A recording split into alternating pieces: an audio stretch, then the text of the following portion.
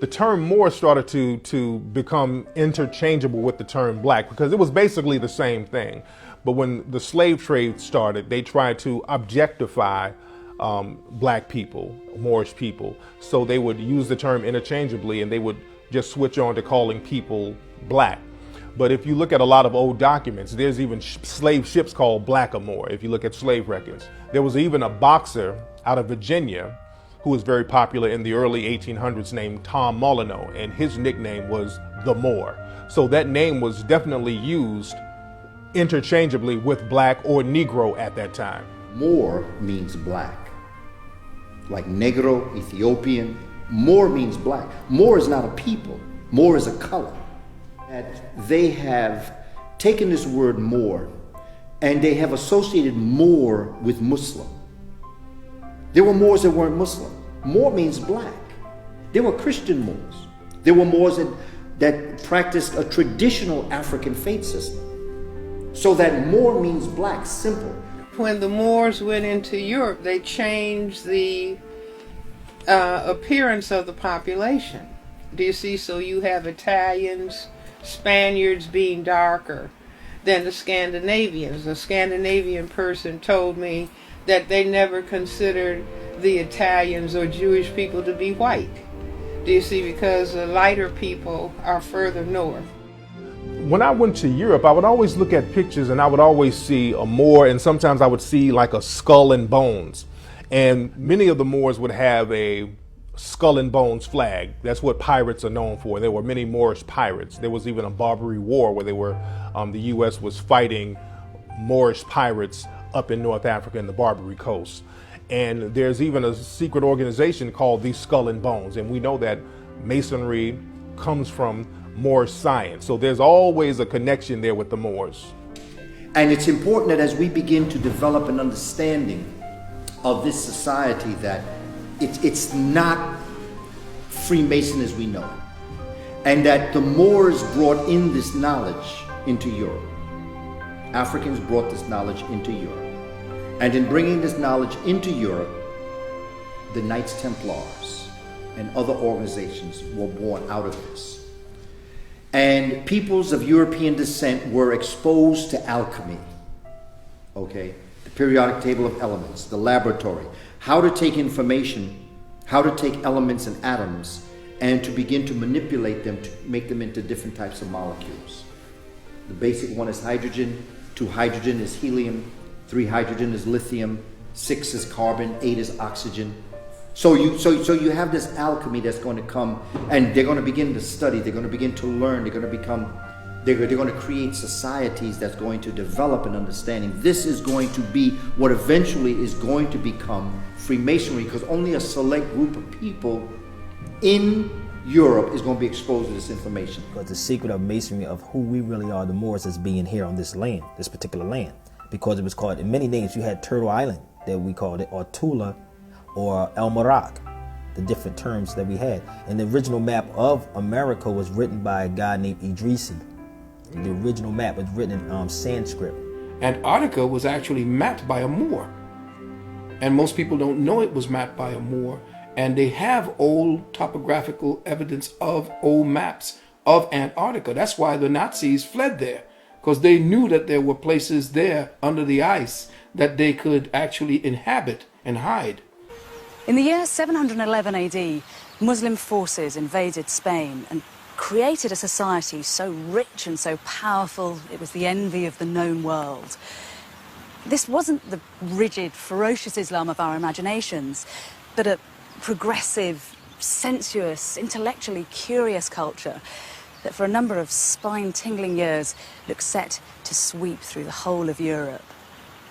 It is an incredible story, but one that has been systematically written out of history.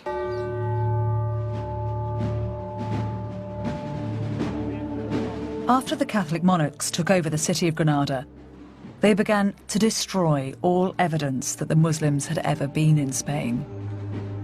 In the following century, the Spanish authorities persecuted and expelled 300,000 Muslims and burned as many as 1 million Arabic books.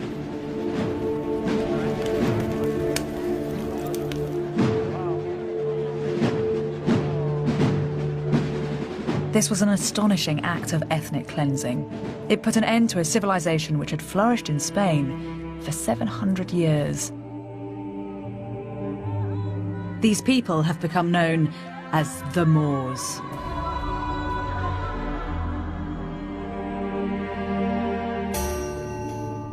Propaganda, sparked by the Crusades, has given us an enduring image. The diabolical Moor, a dark-skinned, savage, alien enemy.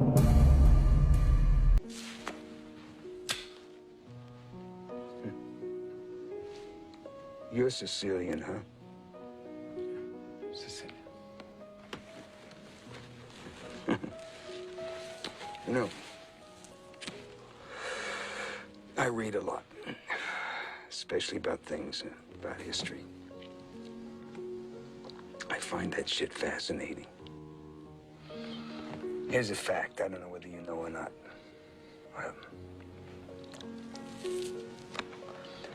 Sicilians were spawned by niggers.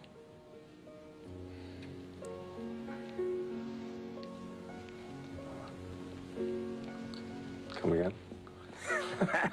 No, it's a fact, yeah. You see, Sicilians have black blood pumping through their hearts. And no, if you don't believe me, you can look it up. Hundreds and hundreds of years ago, you see, the Moors conquered Sicily. And the Moors are niggers. See, way back then, Sicilians were like wops from northern Italy. They all had blonde hair and blue eyes. But, well, then the Moors moved in there and, well, they changed the whole country. They did so much fucking with Sicilian women, huh? That they changed the whole bloodline forever. That's why blonde hair and blue eyes became black hair and dark skin. You know, it's absolutely amazing to me to think that to this day, hundreds of years later, that Sicilians still carry that nigger gene. Now this, I'm quoting history. It's written. It's a fact. It's written. I love this guy. No. Your ancestors are niggers. Hey. Yeah. And your great-great-great-great-grandmother fucked a nigger. Oh, yeah. And she had a half-nigger kid. Now, if that's a fact, tell me, am I lying? 'Cause you're part eggplant.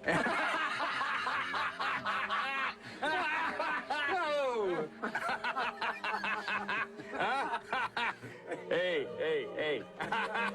You're a cantaloupe.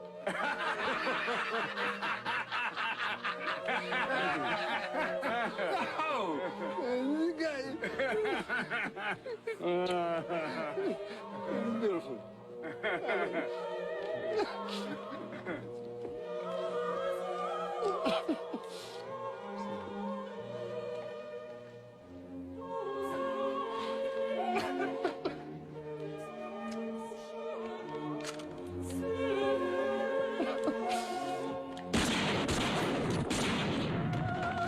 I haven't killed anybody since 1984.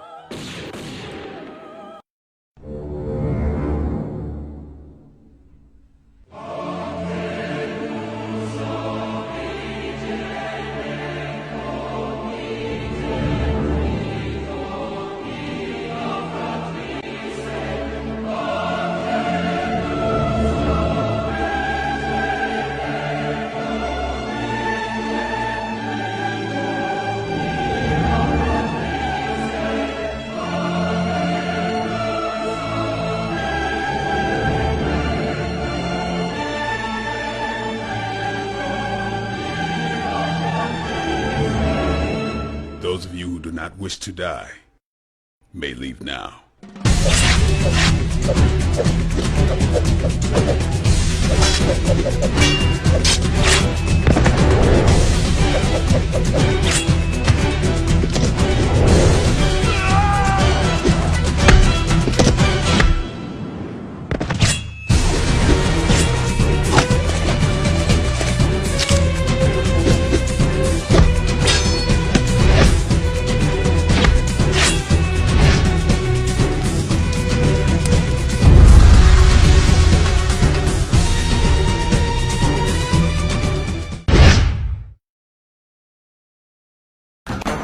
Praise God, my son.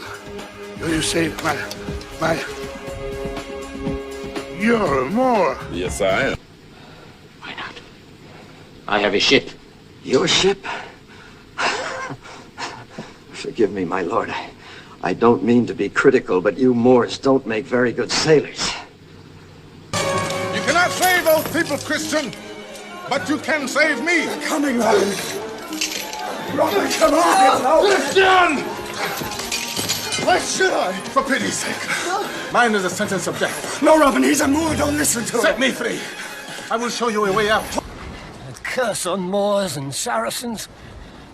Were it not for their ungodly ways, Master Robin would never have left. What manner of name is Hazim? Irish? Cornish? Moorish. Look to her more, if thou hast eyes to see. She has deceived her father, and made thee. My life upon her faith. Dance well, Moor. Starting to like this word more, less and less. Oh, you're a Moor. Yes, I have. Been one for years. You're a Moor. And a big one at that. You're a Moor. I am a Moor. My mother was Moor. Now let's continue with this. The racial makeup of the Moors. To the earlier Greeks, the Moors were a black or dark people known as the Moros, and to the Romans, the Moros, a black woolly-haired people known synonymously as the Ethiops or Niger, which stands for Negro, and Afro, which was African. As late as the 5th century AD, Procopius, a Roman historian, called the people of Morocco black. So we have to go on, because some people are going to say, even though they were called black, that they were still white. That's how ridiculous this nonsense is. In the Chancellor of Roland, which is Song of Roland, written after the Moors invaded France in 718 AD, the invaders are described in verses 145 and 146. These are all historical documents, by the way, by the people that know, as blacker than ink, with large noses and ears, and with nothing white except the teeth. Mauryan, Arthurian, Romance, number 4. Okay?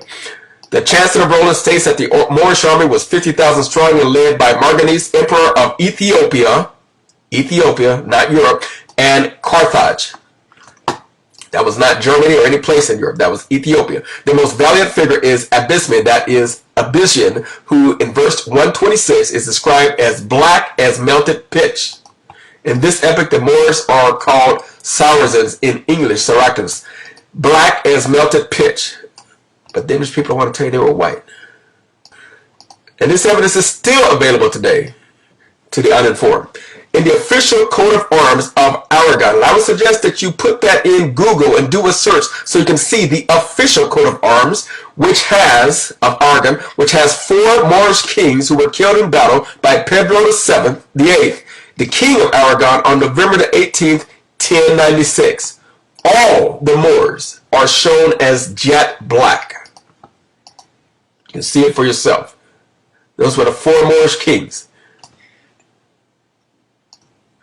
Yes, there were non-blacks who participated in the Moorish invasion, and yes, there were mixed-race Moors who were involved in the Moorish invasion, but the Moors were primarily a predominantly black race, and the kings, the 4 Moorish kings, were all jet black. They were described historically as being black as melted pitch. Okay? Petro Taka in his monument to Ferdinand I, erected at Leghorn in 1620, has 4 Moors in chains, which were modeled from originals, one of whom is instantly recognized as a Sol Negro. Pitch black Negro troops played an important part in the Moorish conquest of Spain, especially under Abderrahman I. In 1086, Yusuf bin Takfin, who is described by Moorish historian Ali ibn Allah as dark and woolly-haired. That's on page 304 if you want to do your own due diligence and research. And who was probably a Nigerian, brought in an army composed largely of pure Negroes. Another Moor, Yaqub el-Mansur, recorded as the son of a Negro woman, invaded Iberia in 1194 and made himself master of almost the whole of it. The guards of these Moorish kings were specially chosen for their size. Negroes, jet black and of immense strength, recruited from the Atlas, Timbuktu, and Nigeria. History of the Moorish Empire, that is on page 668, published in 1904. Go to a library, check it out for yourself. Now here's where people get confused. Racial mixing between Moors and Iberians. There were white Moors. Yes, there were white Moors, especially because of their Berber ancestry and after they had lived in Europe for centuries and had been whitened by matings with Europeans. In other words, the black Moors who had these 100 virgins as tribute mated with them, and they had offspring. So their offsprings would be part white, of mixed race. But the leaders of the Moorish invasion were primarily black. On this video, again, I am going to show the images that the Eurocentrists who want to rewrite history and claim that the black Moors who ruled Spain for over 780 years were in fact not black at all, and that they were white. I am providing irrefutable evidence as to the race of the Moors who actually ruled and controlled Spain and much of Europe. Clearly, this Moor, who you can see for yourself if you go to Europe, is a black man, as is the crest of the Moor's head there, the same one that is found on the crest for the town. There it is again. And these images are all over Europe. This is inside of a Catholic monastery. There's a Moor's head there who is clearly a black man, and there is another in a position of distinction. So what I'm going to do is go through these images and let you see them for yourself. Of course, there are those who would like to say that if they were Moors, they were slaves, but yet still they cannot explain the fact that so many of the Moorish artifacts show the black Moors in positions of distinction, positions of honor, and wearing crowns. This is a patron saint that is well known.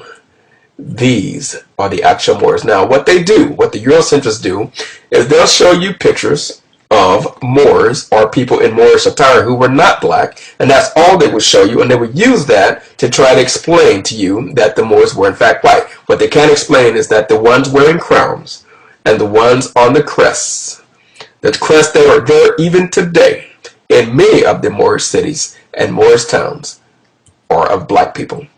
So yes, there were mulattoes and there were people who would be considered as white who made up the Moorish army. But those, for the most part, who were the Moorish kings were, in fact, Negroes. There was a common phrase that was used by the white people of France and other parts of Europe describing the Moors. They were described as black as ink. This is another crest. This is a legacy and a history that, although they are trying desperately to do so, the Eurocentrists cannot steal from those that it truly belongs to. because the evidence is overwhelming. The evidence is extremely valuable, and it is extremely prized. I myself lived in Europe for 3.5 years, and I've seen many of these things live and in person for myself. And it is astounding that the Eurocentrists, who I believe are primarily from the Western world, want to deny an obvious truth rather than accept it and embrace it. This is a coin with a black Moorish head on it. They have no explanation that's plausible. Whatever explanation they come up with, and I'm sure they will, is ludicrous, to say the least. They cannot explain the consistency of black Moors wearing crowns and in positions of leadership.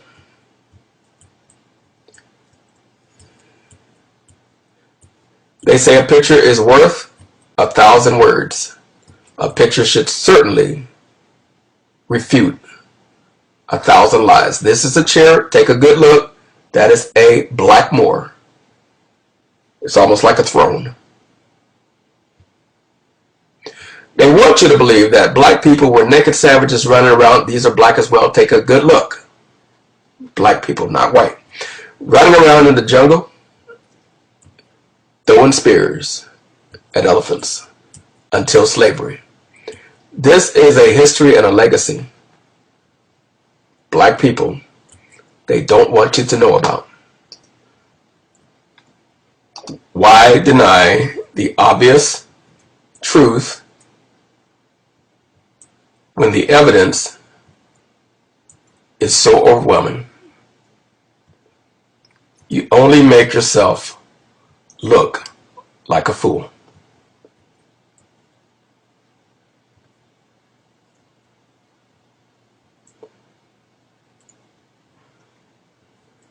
The images speak for themselves.